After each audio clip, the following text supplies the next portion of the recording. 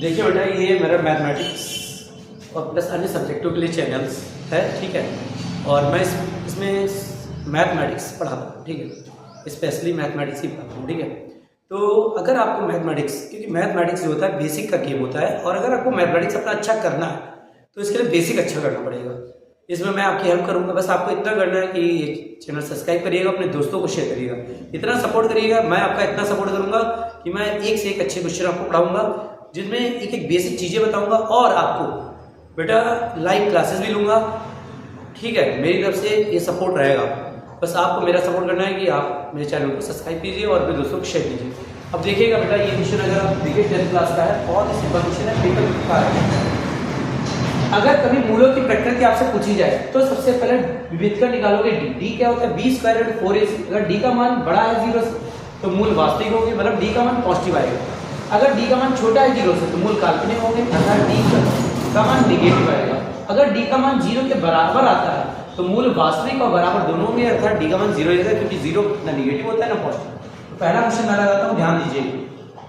2x square minus का 3x minus 5 equal to 0। तुलना मार दीजिए। इसकी तुलना मारेंगे ax square plus bx plus c बराबर 0।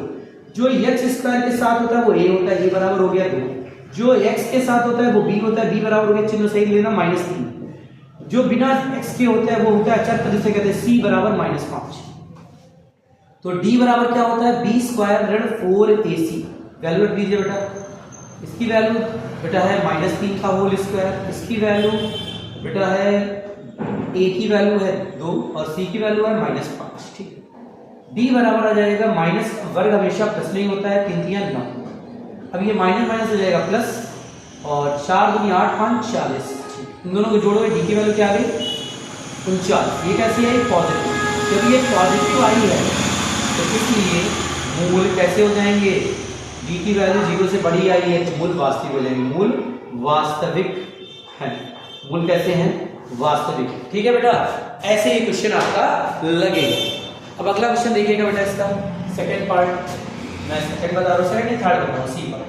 3x स्क्वायर प्लस का 5x प्लस का 3 is equal to 0। ax square plus का bx प्लस c बराबर 0 से तुलना।